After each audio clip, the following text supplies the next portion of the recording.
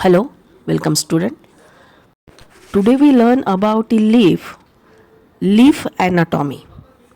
Leaves are generally flat, thin and numerous because they need to obtain sunlight for the plant.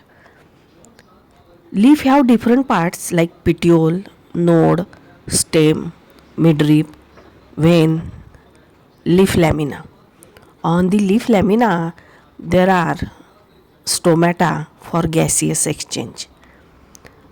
Function of leaf is photosynthesis and transpiration, main one of them. Photosynthesis means food making process, which is very important for plants as well as other animals. Another very important function of leaf is transpiration. Continuously water is absorbed by the plants and the aerial parts or leaves make food from them, and rest of water goes to the environment through an opening called stomata. This process is called as transpiration. Our today's topic is leaf anatomy. That means inside the leaf. There are different types of tissue present inside the leaf. It also shows a stomata opening from lower surface of the leaf. Gaseous exchange takes place through the opening in the leaves. It's called as stomata.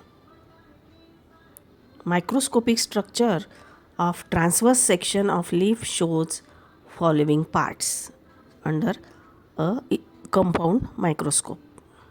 When we observe the surface of leaf, we observe that many openings called as stomata. Stomata looks the opening and have two cells. These cells are known as guard cell. It is due to expansion and contraction of guard cells that exchange of gases takes place in the leaves. These guard cells look like a kidney beans.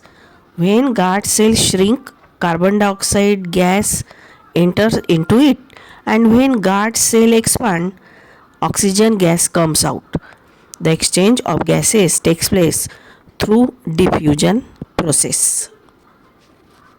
When we take a transverse section of leaf and if we observe it under a compound microscope, we will see the following parts: epidermis, mesophyll layer and vascular bundles.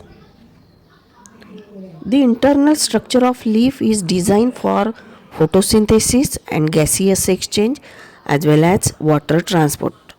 It consists of mainly three tissue: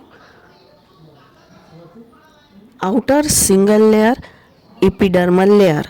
There are upper epidermis layer as well as lower single epidermis layer.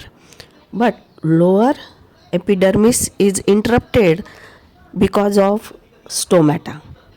It is not continuously like a upper epidermis. It is protective layer. Cells covered by waxy, waterproof cuticle that control water loss. Next one is mesophyll tissue.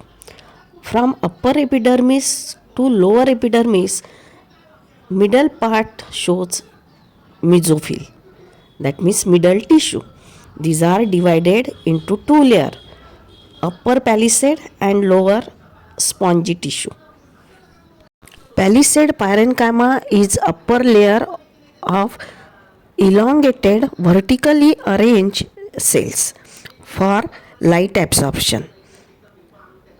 Next one is spongy layer. It is loosely arranged, having air gaps in between them. These are called intracellular spaces for gaseous exchange. In midvein region, there are shows vascular bundles. These vascular bundles is composed of water conducting xylem tissue and food conducting phloem tissue. and these both tissue are surrounded by a bundle sheath cells. So leaf are divided two types: dorsiventral leaf and isobilateral leaf. Dorsiventral leaf shows different epidermal layer, upper and lower, present in dicotyledonous plant, while isobilateral leaves means upper epidermis and lower epidermis are similar. Example is monocot. That is one of the main difference between dicot and monocot according to their tissue. So this is all about leaf anatomy. It is very simple. Thank you very much. Bye bye.